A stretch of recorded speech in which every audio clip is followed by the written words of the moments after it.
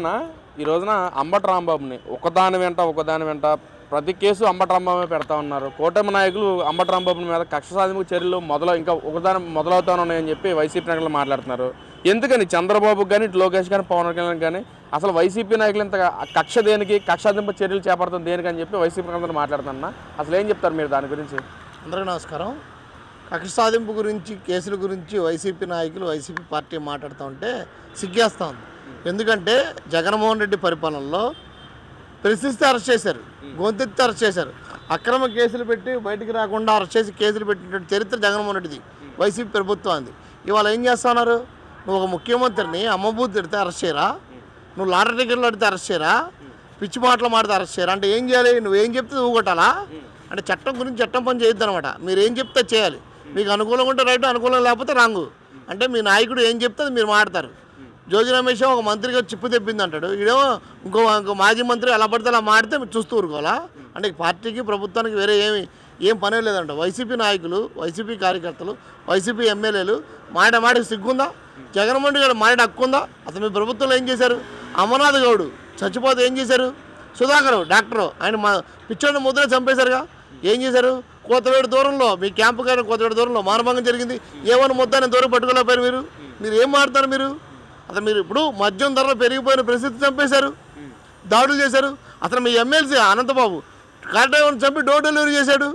ఎన్నిటి గురించి మాడితే మీకు చరిత్ర ఎక్కడ పెట్టుకుంటారు? అంటే వాళ్ళు మాట్లాడే వాదనలు అసలు కక్ష సాధింపు చర్యలు చేపట్టింది ఎన్డీఏ కూటమి, అసలు ఒకదాని మీద ఒకటి చేపడతామనే ఉన్నారు. అసలు వీళ్ళు గెలిపించింది దీనికైనా మమ్మల్ని ఇలా అరెస్ట్ చేయడానికైనా అని చెప్పి వైసీపీ నాయకులు మాట్లాడుతున్నారు. పక్కన అంబటి రాంబాబును బూతులు మాట్లాడని చెప్పి అరెస్ట్ చేస్తే, జోగి రమేష్ మీద వాటర్ బాంబులు వేసిన వాళ్ళు కూడా అరెస్ట్ చేయని వాళ్ళు బయట ఉన్నారు, తప్పు చేసిన వాళ్ళు బయట ఉన్నారు, తప్పు చేయని వాళ్ళు లోపల ఉన్నారని చెప్పి మాట్లాడుతున్నా. ఏం చెప్తారు మరి? సూటిగా స్పష్టంగా ఒకటే ప్రశ్నిస్తాను. కూటమి ప్రభుత్వం సరే దాడి చేశారు. దాడికి ఎవరల్లా? మా ముఖ్యమంత్రి, మా మంత్రిని, మా విద్యాశాఖ మంత్రిని చిప్పు తెప్పిందని చెప్పినటువంటి జోగి రమేష్ని ప్రశ్నించడానికి ధర్నా చేయడానికి అడిగేలారు. రాళ్ళు ఎవరు వేసుకున్నారో, తగలు ఎవరు పెట్టుకున్నారో, కార్యకర్తలు, వైసీపీ కార్యకర్తలు జోగి రమేష్ ఇంట్లో మనుషులు పెట్టి తగలిట్టారు అంటున్నారు. కాబట్టి వాడు గుర్తుపెట్టుకోండి, ఇలాంటి సంవత్సరం 9 ఏళ్ళు అవుతుంది ప్రభుత్వ అధికారులకు వచ్చి. ఎప్పుడైనా మీరు చూసారా? రెడ్ బుక్ పేరు చెప్తే భయపడిపోతారు. మీరేమో మీ అరాచకాలు ఇంకా బయటికి రాలా. ఏమన్నా ముద్దాయిలు అందరూ ఎక్కడున్నారు? దాడి చేసి మీకేంటంటే బాబాయిని చంపిన మీకు పెద్ద విషయం కావచ్చు, తల్లి ఆస్తులు రాపించుకున్న మీకు పెద్ద విషయం కావచ్చు, చెల్లిని బయటకు కంటేసిన మీకు పెద్ద విషయం కావచ్చు. కానీ చీవు నెత్తురు రక్తం ప్రతి ఒక్కటి తప్పు చేస్తే కడుపు రగిలిద్ది. మా పార్టీని, మా నాయకులు, మా కార్యకర్తలు తిడితే కోపం వస్తాయి. ఆ కోపంలో భాగమే జరిగింది. కానీ మీకులాగా అడ్డగోలుగా చేయలేదుగా.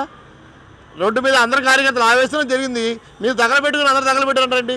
మా కార్యకర్తలు ఎన్నోళ్ళ మీద కేసులు పెట్టించారు. మా చంద్రబాబు గారు 42 మీద 43 మంది మీద కేసులు పెట్టారు. మీ ప్రభుత్వం చేయగలదా? మా పట్టాభి గారి మీద దాడి చేశారు, ఇంతవరకు అరెస్ట్ చేయలేకపోయారుగా. దమ్ముందా ఈ ప్రభుత్వానికి, వైసీపీ నాయకులకి? మా ప్రభుత్వాన్ని నిజాయితీగా చంద్రబాబు గారు, కూటమి ప్రభుత్వం ఎవరు తప్పు చేసినా శిక్షిస్తాం, అందుకని అందరి మీద కేసులు పెట్టారుగా. నువ్వు సిగ్గు తెచ్చుకోవాలి జగన్మోహన్ రెడ్డి నాయకులు. అంబటి రాంబాబు మీద ఇంకా కక్షపూరిత చర్యలు చేపడతానే ఉన్నారు.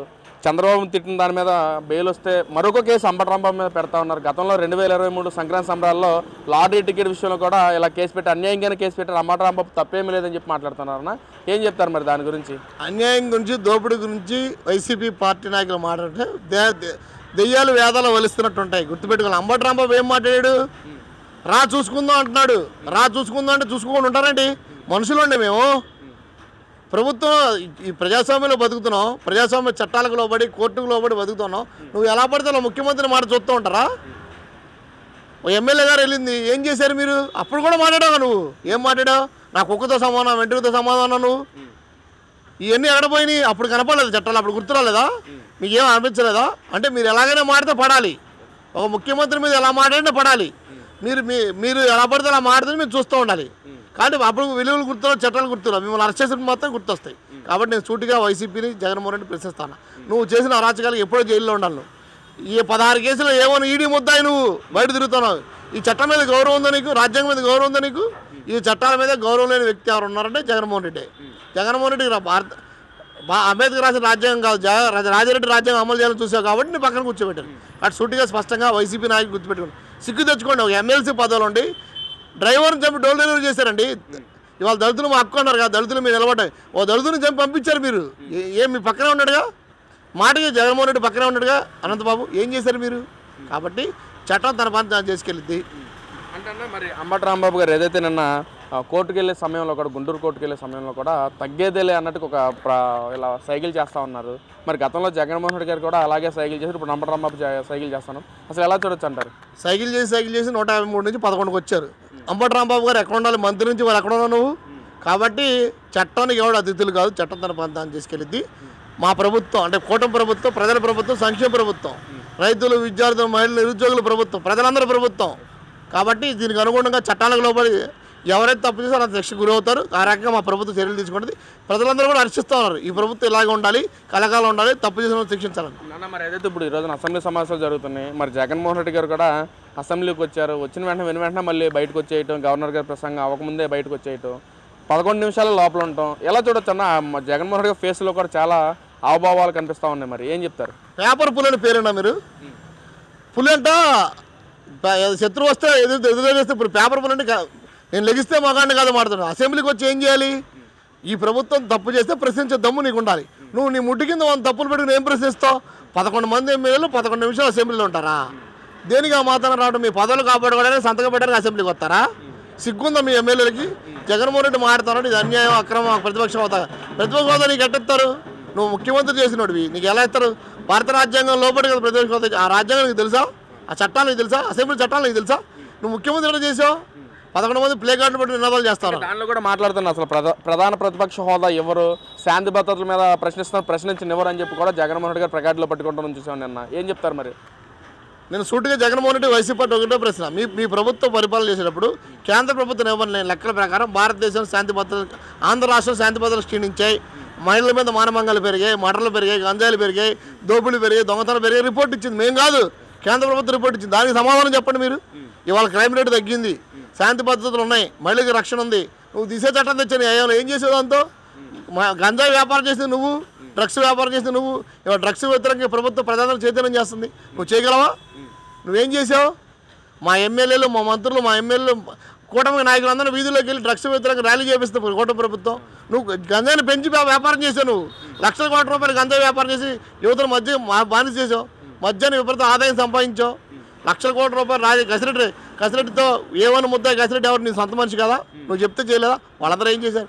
ఆ డబ్బులన్నీ ఎన్నికల్లో ఖర్చు పెట్టి నీ ఎమ్మెల్యేలు, మంత్రులు కోరుకుంటే ప్రయత్నం చేసి తప్ప రాష్ట్రానికి ఏం ప్రయోజనం లేదు. కాబట్టి జగన్మోహన్ రెడ్డి గుర్తుపెట్టుకో, నీ పాపాలు చిట్టా ఒకటి బయటకు వస్తాయి. మా రెడ్ బుక్ తీయకముందే నువ్వు బయటకు వచ్చేస్తావు అన్న. రెడ్ బుక్ అమలు చేయకుండా నీ భాగవతంతో బయటకు వస్తుంది, గుర్తుపెట్టుకోని చెప్తాను అన్న. మరి ఏదైతే విద్యాశాఖ మంత్రి, ఐటీ శాఖ మంత్రి లోకేష్ గారు గతంలో బకాయిలు మొత్తం ఈ రోజున ఫీజు రిమర్స్మెంట్ కింద 1200 కోట్లు నేను ఇస్తాను హామీ ఇచ్చారు. ఇంకా అన్నట్లుగానే నేను అసెంబ్లీ సమావేశాలు జగన్ ప్రవేశపెట్టారు. అసలేంటి, ఏం చెప్తారన్న దాని గురించి? ఈ ప్రభుత్వానికి విద్యార్థులు, నిరుద్యోగులు ధన్యవాదాలు తెలియాలి. ఎందుకంటే జగన్మోహన్ రెడ్డి ప్రభుత్వ హయాంలో ఒకటంటే ఒక స్కీమ్ రాలా, ఏది ఫీజు రియంబర్స్మెంట్ రాలా, నోటిఫికేషన్ రాలా.